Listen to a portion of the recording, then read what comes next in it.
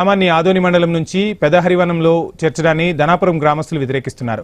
3 కిలోమీటర్ల దూరంలో ఉన్న ఆదోనికి కాకుండా ప్రతి పనికి 30 కిలోమీటర్ల అవతల ఉన్న పెదహరివనం వెళ్లడం ఎలా సాధ్యమని ప్రశ్నిస్తున్నారు. ఆ డీటెయిల్స్ మా ప్రతినిధి ధరణి కిషోర్ అందిస్తారు.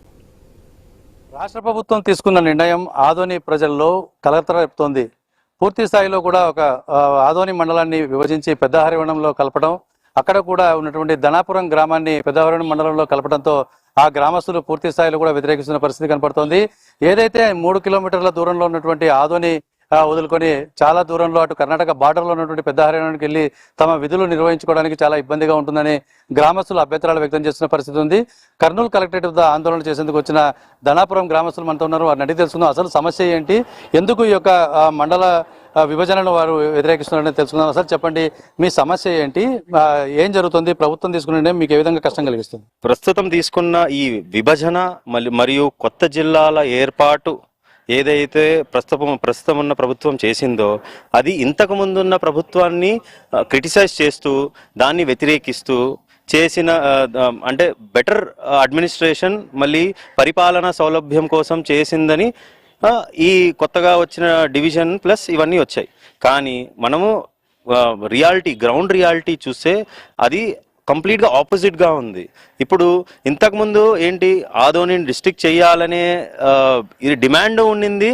ఆ డిమాండ్ని తోపిపుచ్చి జస్ట్ పెదహరివనం ఒక మండలంగా చేసేసి అది ఏదో ఆదోనికి అతి దగ్గరగా 3-4 కిలోమీటర్ల రేడియస్లో ఉన్న చిన్న చిన్న విలేజెస్ని తీసుకోపోయి 35 కిలోమీటర్ల దూరంలో ఉన్న పెదహరివనంలో ఏ ఇన్ఫ్రాస్ట్రక్చర్ లేదు, ఏమీ లేని మండలంలో మమ్మల్ని విలీనం అవ్వమంటున్నారు. ఈ మ్యాప్ చూస్తే డానాపురం ఏదైతే ఉందో ఈ డానాపురం విలేజ్ ఏదైతే ఉందో జస్ట్ 4 కిలోమీటర్ల దూరంలో ఉంది ఆదోనికి. అంటే 13 నిమిషాల్లో వెళ్ళిపోవచ్చు. ఇది చూడండి, పెదహరివనం ఇక్కడ ఉంది. పెదహరివనంకి వెళ్ళాలంటే మనం కర్ణాటక బార్డర్ దాటి ఏమండి పెదహరివనం, అది 2 వీలర్లో వెళ్తే 30 నిమిషాలు, 4 వీలర్ బస్సులో వెళ్తే గంట అవుతుంది. మీరు చెప్పండి, ఒక తహసీల్దార్ గారు అయితే ఏమి, ఒక విఆర్ఓ గారు అయితే ఏమి, ఇంకొక వేరే రెవెన్యూ ఆఫీసర్స్ లేకపోతే అదర్ హాస్పిటల్ ఏదైనా కానీ వెళ్ళాలంటే ఒక గంట ప్రయాణం చేయాలంటే ఎంత కష్టం అవుతుంది ఒక మండలం నుంచి. అందరికన్నా ద వెరీ పర్పస్ ఈ విభజన ఎందుకు వచ్చింది? పరిపాలన సౌలభ్యం కోసమే కదండి వచ్చింది.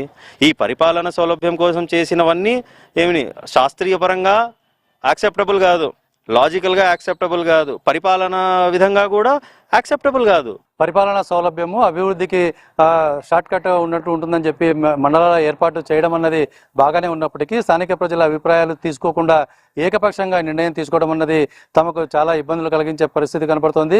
30 కిలోమీటర్లు వెళ్ళి పనులు చేసుకోవడం అన్నది అసాధ్యం అవుతుంది. కాబట్టి పూర్తి స్థాయిలో కూడా ఈ యొక్క విభజన ప్రక్రియను మరొకసారి పునరాలోచించాలి. దీనికి తగ్గట్టుగా ఆదోని పరిసర ప్రాంతాల్లో 3-4 కిలోమీటర్లు ఉన్నటువంటి ప్రాంతాలను ఆదోని మండలంలోనే ఉంచాలి అని చెప్పి ఇక్కడ వారు డిమాండ్ చేస్తున్న పరిస్థితి స్పష్టంగా కనిపిస్తోంది. వీడియో జర్నలిస్ట్ బాబుతో ధరణి కిషోర్, ఐ న్యూస్.